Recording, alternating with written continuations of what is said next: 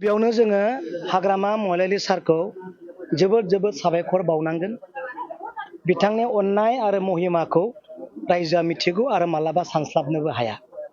दिनै आं सानो हाग्रामा महिलारि सारनि अनजालि बिसि शिउली महिलारि बायदियाबो निश्चय मालाबा साननांगौ जायो खोमा। रायजोखौ पार्टीनि प्रेसिडेन्ट जानानै बा बिटिसिनि चिफ जानानै एसेबां जे अनो, एसेबां जे अनसायो, एसेबां दि आदर लायो, बे अननायखौ निश्चय हाग्रामा महिलारि सारनि अनजालि बिसियाबो मालाबा सानफ्लाङो। नंगौना नङा सार?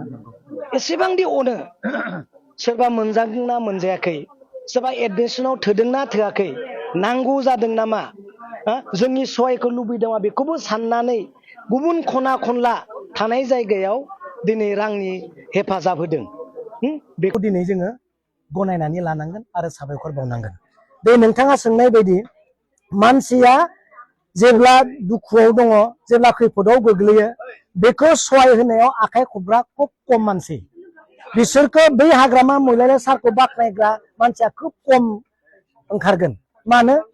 सार्थफर, गावसोर मोननांगौ, गावसोरसो मोननांगौ मोनदेरनांगौ, बबेनिफ्राय होदों, माहानिफ्राय होदों, बबेनि फैसा, ब्लेक मानि, सिन्डिकेट, हेन टेन बायदिसिना खोथा बुंनानै बै दुखियानो होनाय फैसाखौ मानसिफ्रा माने मोनसासो जायो।